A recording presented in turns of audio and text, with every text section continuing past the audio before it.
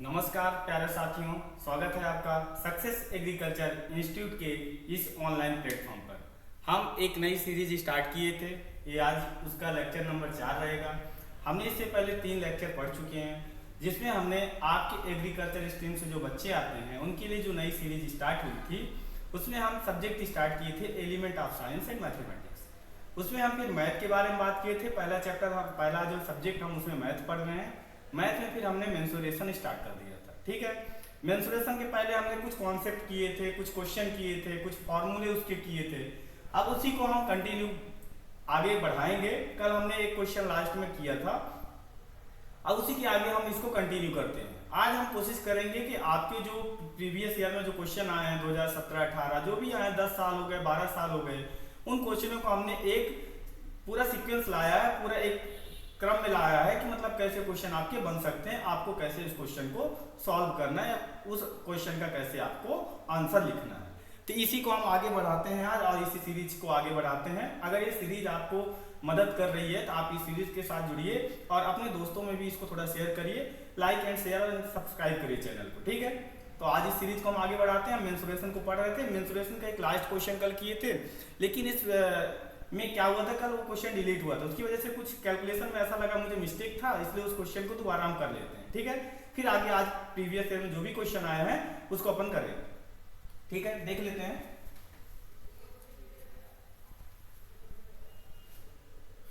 कल का जो क्वेश्चन था लास्ट वाला, उसको अपन देख लेते हैं क्या था।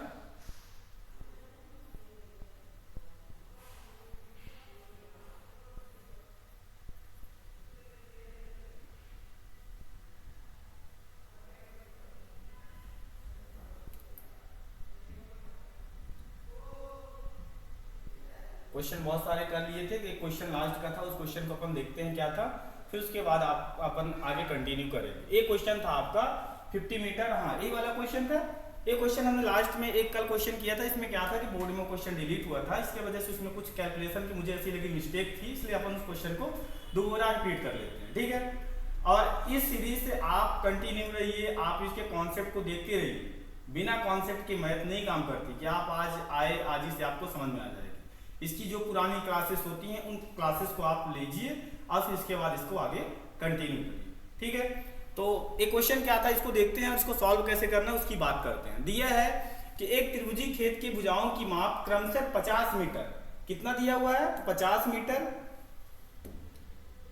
देखिए 50 मीटर दिया हुआ है, 45 मीटर एंड 35 मीटर है। खेत का क्षेत्रफल तथा 45 मीटर लंबी वाली भुजा पर सम्मुख शीर्ष से लंब का माप ज्ञात कीजिए। मतलब जो आपकी 45 साइड्स है, जो 45 सेंटीमीटर की साइड्स है, उसमें एक परपेंडिकुलर एक लंब डाला गया है, उस लंब की आपकी लेंथ कितनी होगी, हाइट क्या होगी, उसी के बारे में बात करता है। अगर इस क्वेश्चन को आप सही से देखिए तो इसमें क्या है, तीनों साइड्स की मेजर मतलब माप अलग अलग है, तीनों भुजाएं अलग अलग है।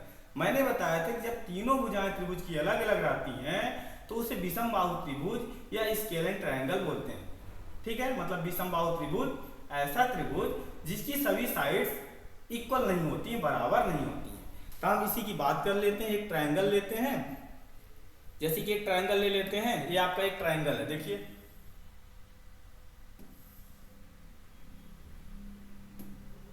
एक ट्रायंगल लेते हैं, ये आपका एक ट्रायंगल ले लिए।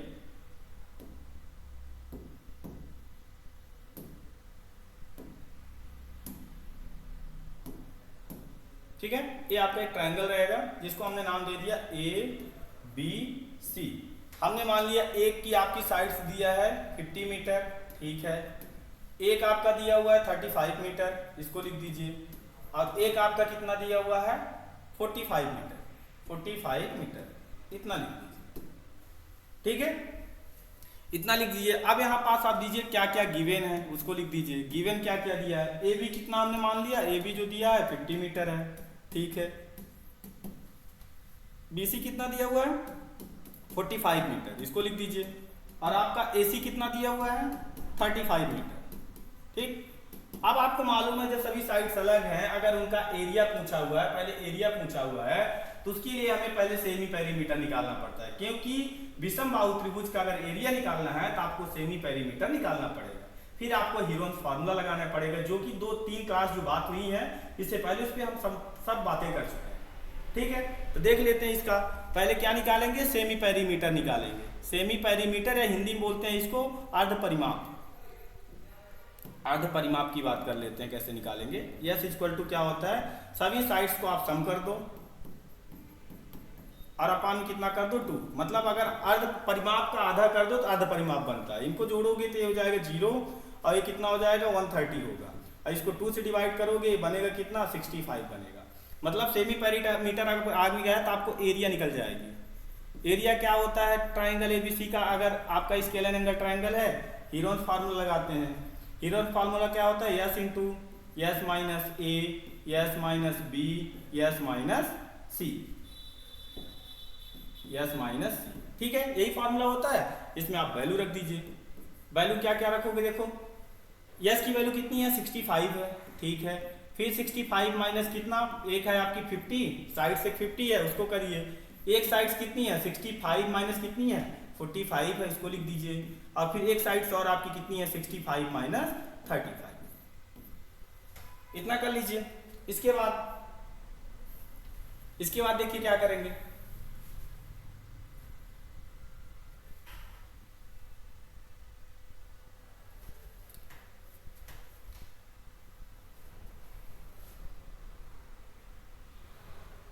देखिए इसके बाद क्या करेंगे,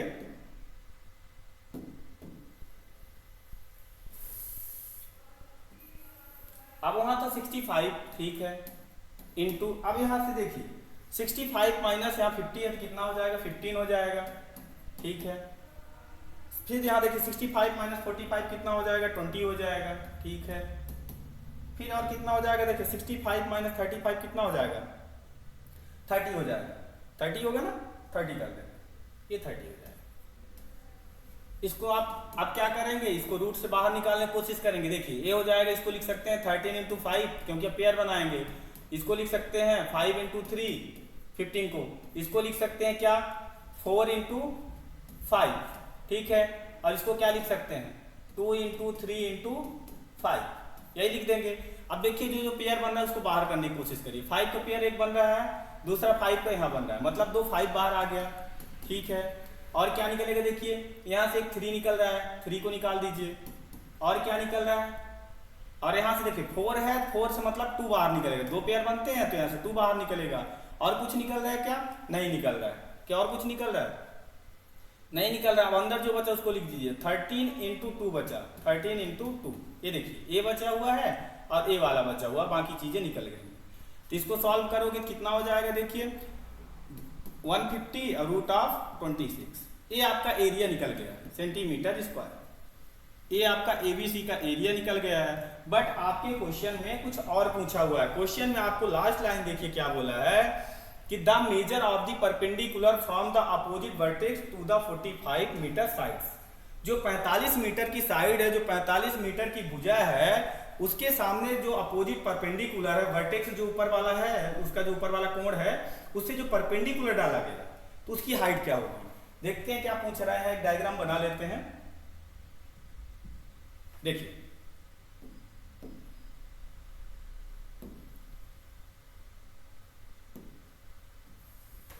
ये आपका एक डायग्राम बना हुआ है।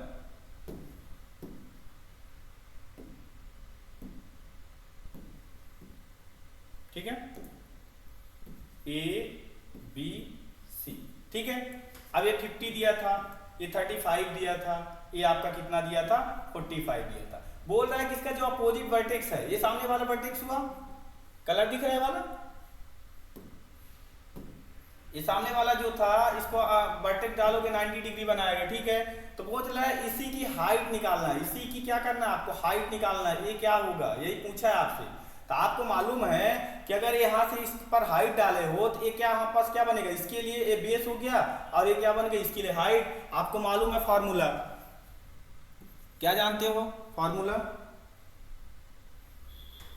वी नो दैट क्या फार्मूला होता है। अगर राइट एंगल ट्राइंगल अगर बन रहा है, बेस दिया और हाइट दिया है, तो आपको फार्मूला मालूम है एरिया का। एरिया एबीसी का जो फार्मूला होता है ट्रायंगल एबीसी का फॉर्मूला होता है half into base into height होता है। बस वैल्यू आपको पुट करनी है। इसकी वैल्यू दिया है 150 रूट ऑफ 26, ठीक है। इसको हाफ, बेस कितना है देखिए 45 बेस दिया हुआ है, हाइट आपको फाइंड करनी है। बस आपका यहाँ से काम आसान हो गया, 150 रूट ऑफ 26 कर दीजिए और इसको आप क्या करेंगे, ये 2 ऊपर चला जाएगा, इसके साथ मल्टीप्लाई कर देंगे और 45 कहाँ चला जाएगा, नीचे चला जाएगा, ठीक है। इतना हो जाएगा। अब इसको आप काट दीजिए, 5 से एक बार काटिए, 30 बनेगा। और इसको और करिए, यहाँ पर देख लेते हैं, इसको और सॉल्व करोगे देखो क्या हो जाएगा, 30 इंटू 260 अपॉन 9 रूट ऑफ 26। और इसको किससे काट दो, 3 से काट दो, 3 3 जा 9 और इसको 3 से काटोगे 20 आएगा, ठीक है। अब आपका यहाँ पास ध्यान दीजिए कि बना 20 रूट कितना 26 अपॉन में 3, इतना बना हुआ है हाइट। अब यहाँ से ध्यान रखिए, इसको सॉल्व करना पड़ेगा। इसको क्या करना पड़ेगा, इसको पूरे आपकी वैल्यू इसमें सॉल्व करनी पड़ेगी, क्योंकि आपको रूट 26 निकालना आना चाहिए। रूट 26 अगर निकालना है तो आपको उसको लॉन्ग मेथड डिवाइड से निकाल सकते हैं। लॉन्ग विधि, भाग की लॉन्ग विधि होती है, वहां से रूट 6 जो परफेक्ट स्क्वायर नहीं होते उनकी वैल्यू निकाली जाती है। बट यहाँ पर मैं आपको डायरेक्ट इसकी वैल्यू लिख दे रहा हूं। 20 इंटू इसकी वैल्यू होती है 5 पॉइंट, इसकी कितनी वैल्यू होती है 5.0990, लगभग इतना लेके चलो, लगभग में होती है, कंप्लीट नहीं होती। अपॉन में 3 कर दो। इसको जैसे सॉल्व करोगे देखो कितना हो जाएगा, 0 0, यहां से देखिए इसको मल्टीप्लाई करते जाइए, इसका इसमें मल्टीप्लाई करें कितना होगा 8 9 1 10 और एक 0 इसका और एक 0 इसका लगा दीजिए। कितने डिजिट के बाद 0 है, 1 2 3 4, मतलब 1 2 3 4 के बाद यहाँ 0 लगा दीजिए। अपॉन में कितना है 3, इसको आप सॉल्व करेंगे तो कितना हो जाएगा 3 3 जा 9, 3 3 जा 9, फिर 3 3 जा 9 पॉइंट, लगभग और कितना हो जाएगा देखिए 3 3 जा 9, फिर 3 6 जा 18, लगभग इस टाइप का आएगा। जिसको हम पूरा कितना लिख देते हैं 34 सेंटीमीटर। ये आपकी हाइट आ गई। इतना देखिए लेंदी क्वेश्चन, बट आपकी इसमें आएगा नहीं। बस कभी अगर मान लो एग्जामिनर का मूड खराब हुआ, आपसे थोड़ा सा भी उसको फंसाने का मन किया कि चलो आपके क्वेश्चन में फंसा दे, तो फिर क्या करेगा, थोड़ा सा इसको टफ बनाएगा, तो वो क्या कर देगा, इस टाइप का क्वेश्चन दे सकता है।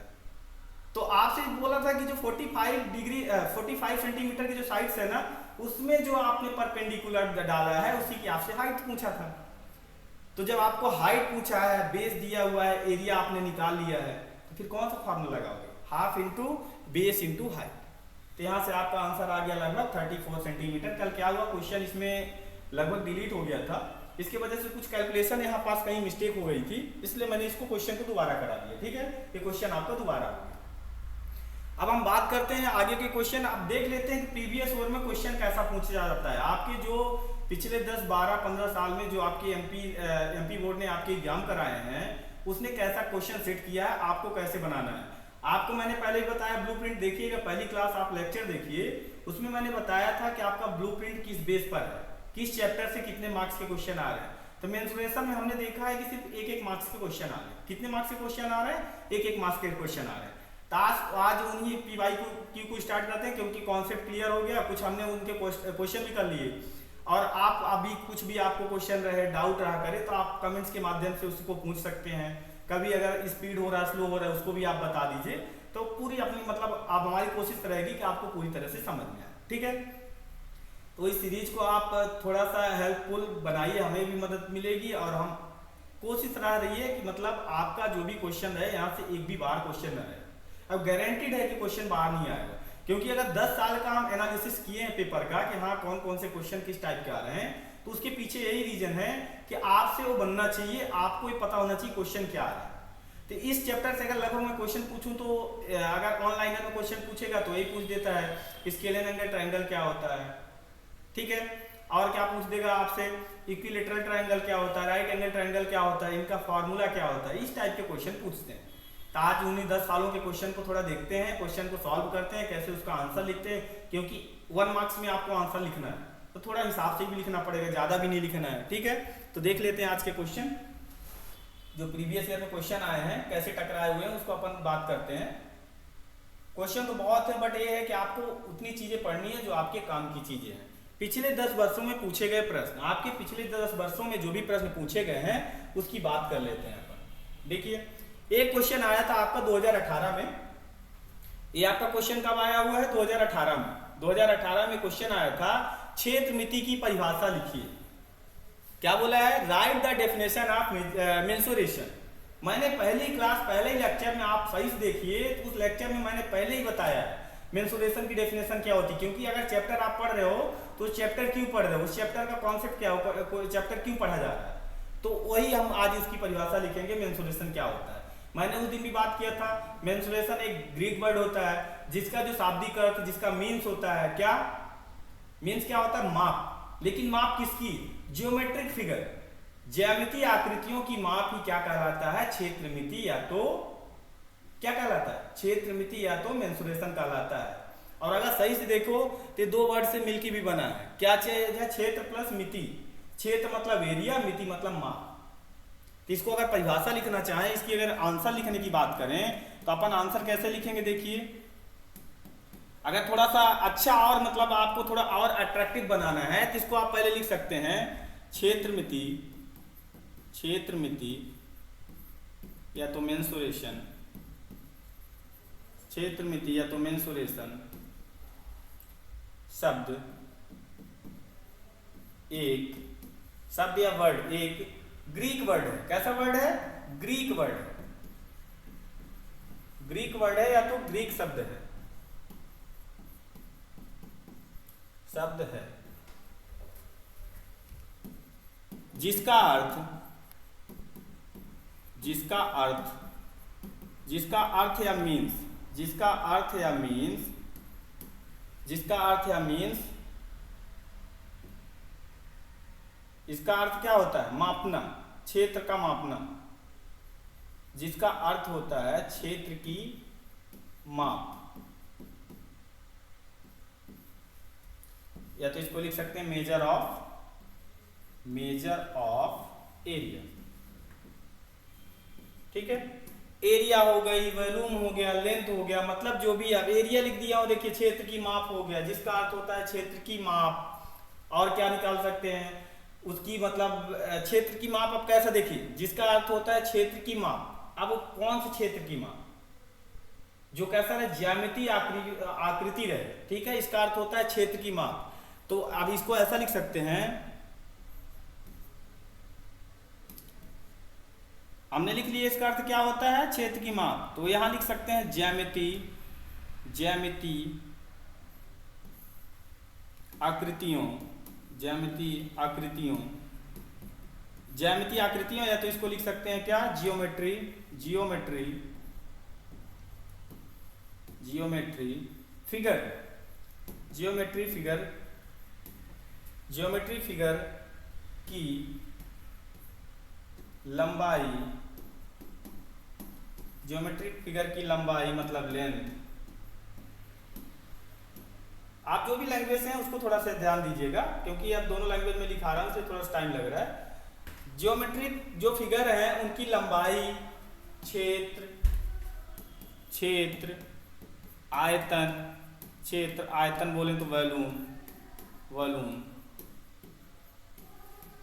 की माप ही क्या कहलाता है? माप ही मेंसुरेशन कहलाता है, मेंसुरेशन कहलाता है, मतलब क्षेत्रमिति कहलाता है।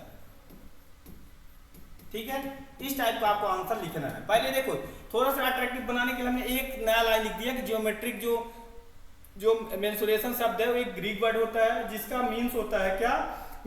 माप या मेजर। जिसका मीन्स क्या होता है? मेजर, किसका? क्षेत्र का माप। तो क्षेत्र में जैसे उसकी लंबाई की माप कर रहे हो, उसके आयतन की माप कर रहे हो, ये सब चीज की माप ही क्या कहलाता है?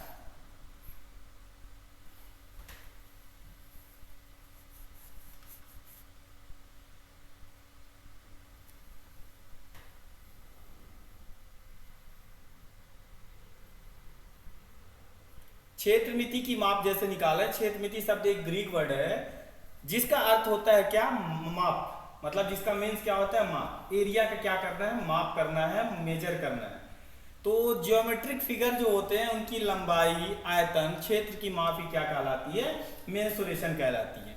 तो अगर आपको ये क्वेश्चन आता है 1 नंबर में तो आप लगभग इतने लाइन लिख सकते हैं और थोड़ा सा अच्छे से लिख सकते हैं। अब डायरेक्ट में लिख देता है ज्योमेट्रिक आकृतियों की लंबाई आयतन है क्षेत्र की मापी आपका मेंसुरेशन कहलाता है। तो थोड़ा सा वो क्वेश्चन सब कॉमन लिखते हैं। एक लाइन आप एक्स्ट्रा लिख सकते हैं कि मेंसुरेशन शब्द एक ग्रीक वर्ड है जिसका मीन्स क्या होता है मेजर, ठीक है, जिसका मीन्स क्या होता है मेजर। तो आप इस टाइप का क्वेश्चन आया तो इस टाइप का इसको आंसर आपको देना है, ठीक है। तो ध्यान रखिए आपको मालूम होना चाहिए कितना लिखना है। आप पता चला 1 मार्क्स का क्वेश्चन है आपने 10 लाइन लिख दिया, क्या मतलब निकलेगा। आपको देखो सटीक में लिखना पड़ेगा क्योंकि आपका जो एमपी बोर्ड का जो क्वेश्चन आता है उसमें देख लीजिए ये भी लिख देता है कि 4 नंबर में 150 शब्द। 4 मार्क्स का जो क्वेश्चन है उसमें 150 वर्ड में आपको आंसर लिखना है। क्यों लिख रहा है, क्योंकि देखो फेंकने वाले बहुत फेंक देते हैं, तो आपको ऐसा नहीं करना है। जितना आपसे पूछा जाए उसको सही से आपको लिखना है, ठीक है। आगे बढ़ते हैं। एक क्वेश्चन आया था आपका ये 2014 में आया था, विषम बाहु त्रिभुज की परिभाषा उपयुक्त सूत्र सहित लिखिए। मतलब बोला है right the definition of scale and angle triangle with suitable formula. इस टाइप का क्वेश्चन आपको 2014 में आया था, मेंसुरेशन चैप्टर से क्वेश्चन आया था 2014 में। तो इस क्वेश्चन को अपन आंसर कैसे लिखेंगे उसकी बात कर लेते हैं।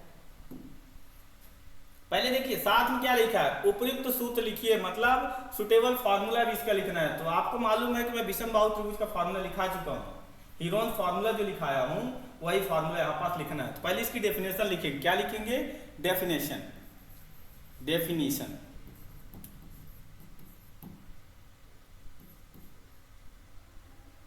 पहली डेफिनेशन है, इसको परिभाषा क्या लिखेंगे इसकी, देखिए डेफिनेशन या तो इसकी परिभाषा लिखते हैं। डेफिनेशन इसकी क्या लिखते हैं, परिभाषा लिखते हैं। क्या परिभाषा होती है, ऐसा त्रिभुज या ट्रायंगल, ऐसा त्रिभुज या ट्रायंगल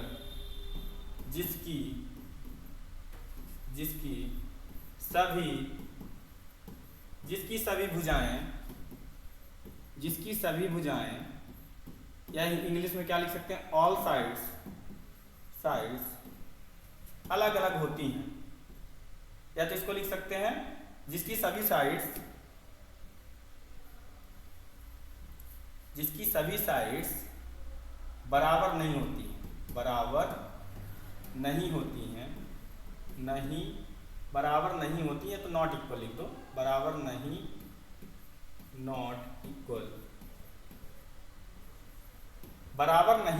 होती है, ठीक है। एक यहां तक तो आंसर सब लिखते हैं, मतलब कॉमन आंसर आपका यहां तक तो बनता है। बट आपको एक लाइन और लिख देना है। क्या लिख देना है कि जब भुजाएं बराबर नहीं होती तो उनके कोण भी बराबर नहीं होते, मतलब उसके एंगल भी बराबर नहीं होते। तो यहां लिख दो तथा उसके कोण या तो इसको क्या, एंगल भी बराबर नहीं होते। ये इतना बड़ा आपको आंसर लिखना है, बराबर नहीं होते, क्योंकि ये 1 मार्क्स का क्वेश्चन आया था, नहीं होते हैं, ठीक। तो इसको थोड़ा सा कॉन्सेप्ट समझ लेते हैं। इसका एक डायग्राम देखते हैं। जैसे कि आपका हमने यहां से एक ले लिया है, क्या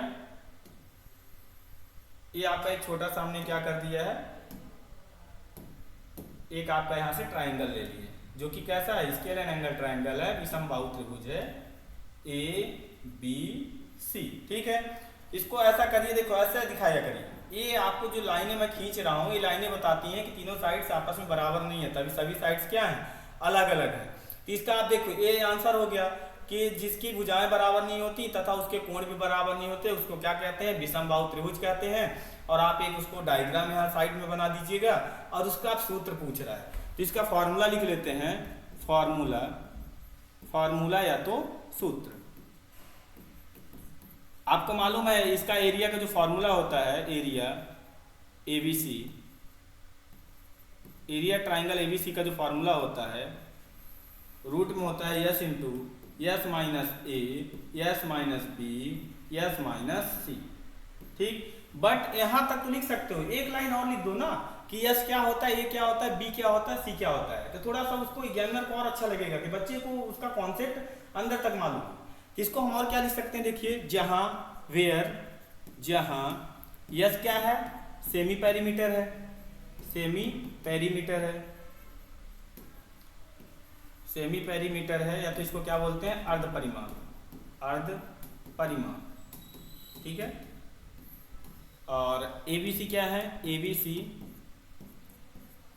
साइड्स हैं, साइड्स हैं, या इसको क्या लिखते हैं, भुजाएं हैं, ठीक, ऐसा लिख सकते हैं। तो यहाँ से थोड़ा सा आपका आंसर बहुत अट्रैक्टिव हो जाता है कि वो एग्जामिनर सोचता है कि हाँ बंदे को भी मालूम है यस क्या है, भाई रट के कुछ लोग तो रट के लिख देंगे s into s minus a into s minus b into s minus c, तो वहाँ से आपका काम नहीं बनेगा। तो ये आपका कंप्लीट आंसर ऐसा होता है। अगर आपसे पूछता है विषमबाहु त्रिभुज का क्षेत्र परिभाषा और सूत्र लिखिए, पहले उसकी डेफिनेशन क्या लिखोगे, ऐसा ट्रायंगल, ऐसा त्रिभुज जिसकी सभी भुजाएं बराबर नहीं होती, और अगर भुजाएं बराबर नहीं है तो ऑटोमेटिक उसके कोण भी बराबर नहीं होंगे। फिर आप उसका फॉर्मूला लिख दीजिए, एरिया का फॉर्मूला होता है एस इंटू एस माइनस ए, एस माइनस बी और एस माइनस सी, और जहां पास एस क्या है, सेमी पेरीमीटर है, मतलब अर्ध परिमाप है, और एबीसी क्या है, उसकी साइड्स है जो कि बराबर नहीं है।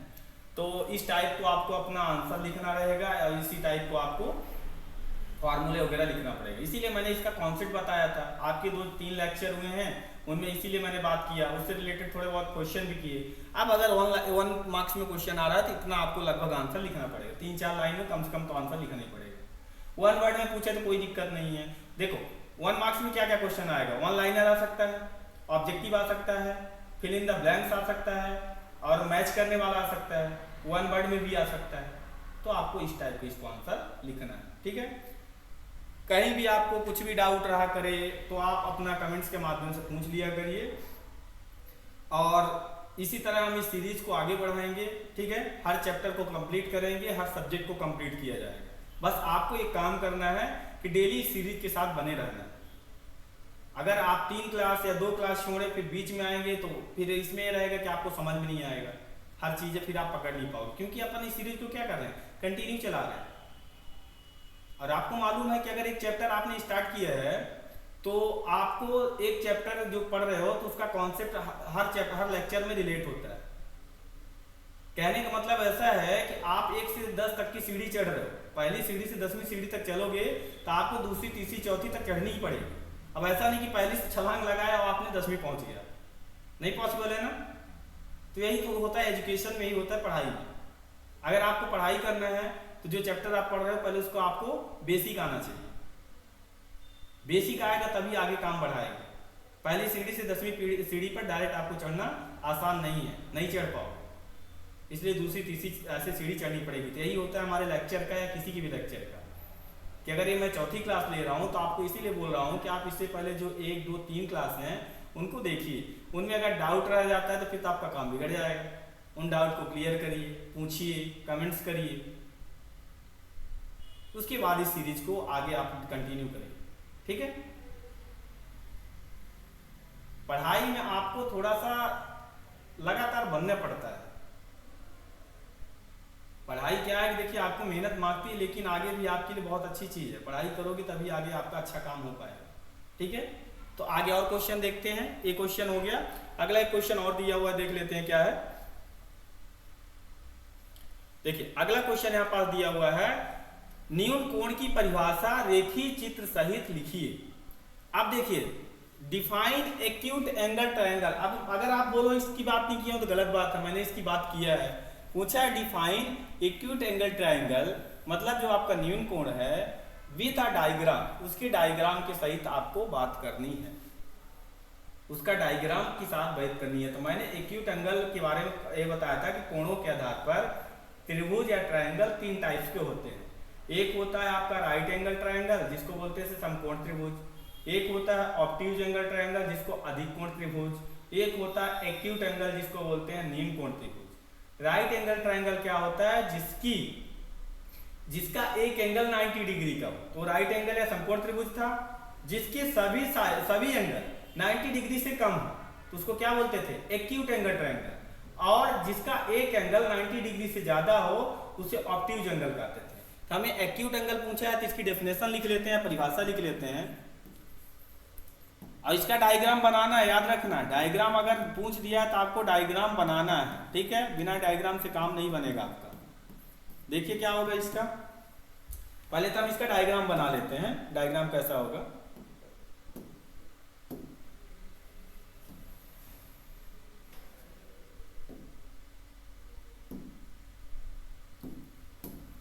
ठीक है, इसका डायग्राम थोड़ा देखते हैं। जैसे कि ए बी सी है।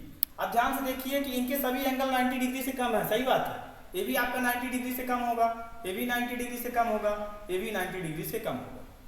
ठीक है, मतलब सभी एंगल कितना होगा, 90 डिग्री से कम होगा। कुछ भी हो सकते हैं बट 90 डिग्री से कम होंगे। हमने मान लिया इसको 40 मान लें, इसको 50 मान लें, तो अगर ये देखो कितना हो जाएगा, तो ये कितना, सॉरी देखिए इसको अगर हम मान लें, मान लो इसको हमने मान लिया कितना, अभी तो इसको अपन मान लीजिए 70 मान लिया, ठीक है। इसको हमने मान लिया 10 मान लिया, ऐसे करके मान सकते हैं। तो ये कितना हो जाएगा बताइए, ये दोनों हो गए 80 और आपको मालूम है टोटल होता है 180, तो ये कितने का बन जाएगा, ऐसे नहीं बन पाएगा, ध्यान दीजिए थोड़ा सा। हमें क्या करना है, सभी एंगल को कम रखना है। जैसे कि आपको एक एंगल आपने रख दिया कितना, 30 डिग्री का, ठीक है। एक कितना लिख देते हैं हम, 70 डिग्री का, तो अब एक कितना बचेगा, 80 डिग्री का। ठीक है, ऐसे आपको एंगल रखना है, मतलब सभी एंगल क्या रहे, 90 डिग्री से कम रहे। अब इसकी डेफिनेशन लिख लेते हैं। डेफिनेशन क्या होती है निम्नकोण त्रिभुज की। अब एंगल के आधार पर एक त्रिभुज होता है, ठीक है ना। एंगल के आधार पर हमने एक त्रिभुज को बताया, कोण के आधार पर निम्नकोण क्या होता है। तो लिख दीजिए ऐसा त्रिभुज, ऐसा त्रिभुज, ऐसा त्रिभुज या ऐसा ट्रायंगल, ऐसा ट्रायंगल जिसकी, जिसका, जिसके सभी कोण, जिसके सभी कोण, कोण या एंगल, सभी कोण या एंगल्स 90 डिग्री से, 90 डिग्री से कम का, 90 डिग्री से कम का कोण, जिसके सभी कोण 90 डिग्री से कम कम के हों, सभी जो आपके कोण हों 90 डिग्री से कम, इतना लिख दीजिए, कम हो, क्या कहलाता है, न्यून कोण, न्यून कोण या तो एक्यूट, न्यून कोण या तो एक्यूट एंगल,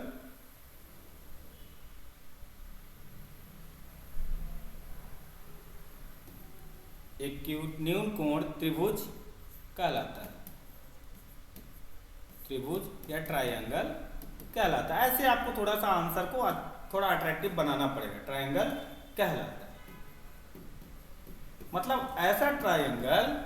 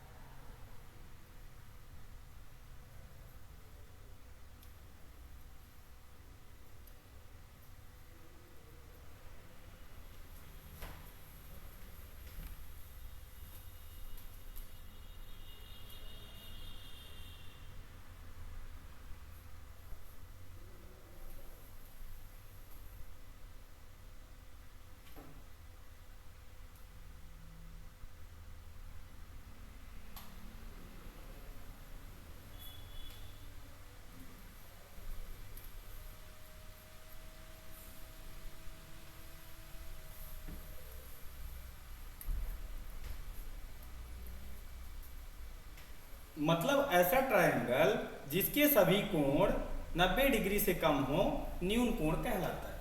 ठीक है, तो ऐसा आप इस टाइप के इसका आंसर लिख दीजिएगा। और क्या लिखा है, विथ डायग्राम, डायग्राम ऐसा लिखना है और कुछ इसको क्या करना है, कुछ एंगल का नाम दे देना है जो कि 90 डिग्री से कम है। जैसे कि हमने 30 दे दिया, 70 दे दिया, 80 दे दिया। याद रखिएगा कि ट्रायंगल के सभी इंटीरियर एंगल का जो सम होता है कितना होता है, 180 डिग्री होता है। कितना होता है, 180 डिग्री होता है। ठीक, तो आप इसको लिख सकते हैं ऐसा, ये आपका आंसर हो जाएगा। और ये डायग्राम आपको यहाँ पर विद डायग्राम के साथ ही इसको करना पड़ेगा। ये आपके 2014 में इस टाइप का क्वेश्चन पूछा गया था। नेक्स्ट क्वेश्चन देखते हैं क्या लिखा है। यहाँ बोला समबाहु विषमबाहु त्रिभुज का क्षेत्रफल ज्ञात करने का सूत्र लिखिए। देखिए क्वेश्चन मस्त दिया हुआ है, यहाँ पास क्वेश्चन को पहले ध्यान दीजिए। समबाहु त्रिभुज और विषमबाहु त्रिभुज का क्षेत्रफल ज्ञात कीजिए। इसको एक काम कर सकते हैं अपन, इसको थोड़ा सा दो डायग्राम बना के चलते हैं। ऐसा आप लोग डायग्राम बना दीजिएगा। डायग्राम थोड़ा बनाएंगे, थोड़ा सा लगेगा कि हाँ सही है, मतलब एक यहाँ पास ऐसा बना दीजिए। ठीक है, देखो डायग्राम से क्या है, चीजें आसान हो जाती हैं। डायग्राम इसलिए हम अपन बनाते हैं क्योंकि उससे आपकी चीजें क्या हो जाती हैं, आसान हो जाती हैं समझाने में। ठीक है, जैसे कि इसको हमने मान लिया ए बी सी, इसको भी मान लिया B C D E F. हमने मान लिया ए आपका जो पहला वाला है ये क्या है, विषम बाहु त्रिभुज है। विषम बाहु त्रिभुज है। ठीक है, विषम बाहु त्रिभुज है, जिसको क्या बोलते हैं, स्केलेन ट्रायंगल। Scalene triangle. ठीक है, और इसको क्या बोलते हैं, समबाहु त्रिभुज। समबाहु त्रिभुज, त्रिभुज, या तो इसको क्या बोल सकते हैं, equilateral triangle. Equilateral triangle, triangle. ठीक है, अब देखिए विषम बाहु है मतलब इसकी साइड्स को ऐसा दिखा देना कि सभी साइड्स अलग अलग हैं। ये सम है मतलब ये सभी साइड्स आपस में बराबर हैं। ठीक है, तो अब इनकी क्या करेंगे, पहले हम इनका फार्मूला लिखेंगे। पहला फार्मूला लिखते हैं, डायरेक्ट फार्मूला लिखेंगे क्योंकि फार्मूला ही तो पूछा है। एरिया ऑफ इक्विलेटरल ट्रायंगल, पहले इक्विलेटरल का पूछा है उसी को लिख लेते हैं, लेटरल ट्रायंगल। हिंदी में क्या लिख सकते हैं इसको, समबाहु त्रिभुज का क्षेत्रफल। समबाहु त्रिभुज का, समबाहु त्रिभुज का क्षेत्रफल। मैंने आपको बताया था समबाहु त्रिभुज का क्षेत्रफल कैसे निकालते हैं, मतलब एबीसी का जो एरिया निकालते हैं, अगर सभी साइड्स अलग हो तो उसको लिखते हैं √3/4 ए स्क्वायर। यहां तक नहीं लिखना आपको, यहाँ एक चीज, एक लाइन और बता देना, ए क्या है, जहां ए क्या है, बराबर भुजा, इक्वल साइड्स है, बराबर भुजा। क्योंकि समबाहु त्रिभुज में क्या होता है, सभी भुजाएं क्या होती हैं, बराबर होती हैं। इसको लिख दीजिए जहां ए क्या है, बराबर भुजाएं हैं, बराबर भुजा। ठीक, ये हो गया आपका एरिया ऑफ इक्विलेटरल ट्रायंगल का। और एक आप क्या लिखेंगे, दूसरा पूछा है क्या का, स्केलेन ट्रायंगल का। स्केलेन ट्रायंगल का तो दूसरा लिख दीजिए area of scalene triangle.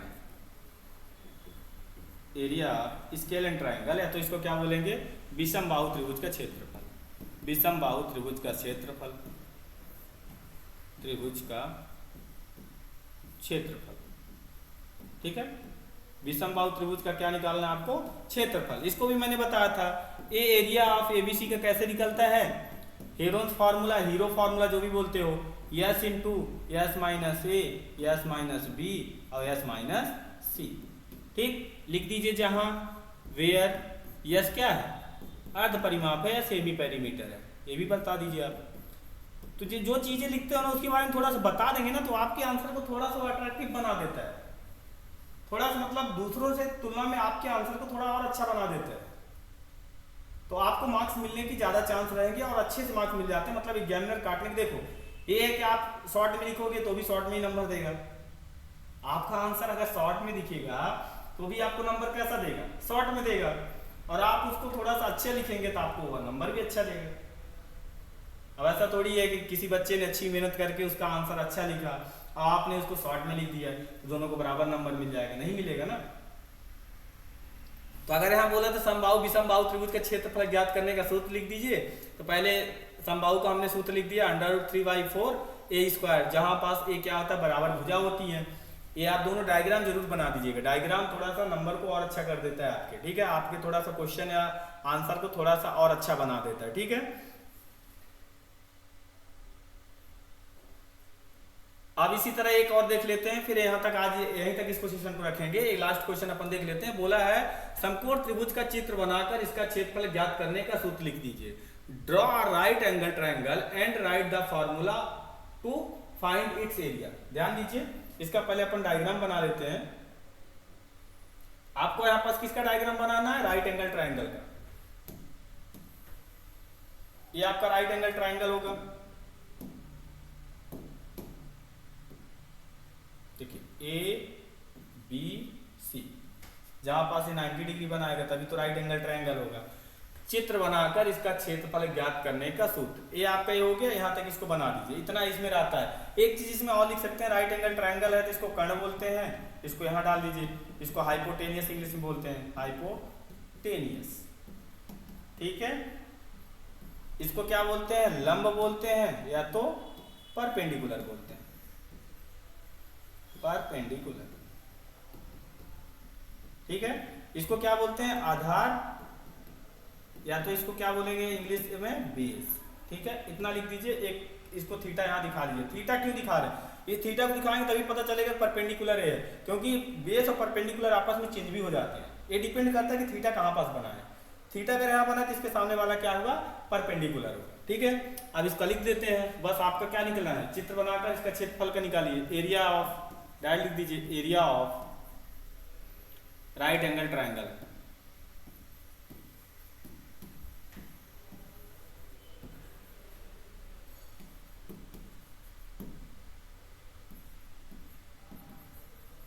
Right angle triangle क्या होता है? Half into base into height. क्योंकि जब बेस और हाइट दिया है तो आपको ये वाला फॉर्मूला लिख देना है। राइट एंगल ट्रायंगल का एक फॉर्मूला होता है, हिंदी वाले लिख लेंगे 1/2 गुणे आधार इंटू ऊंचाई।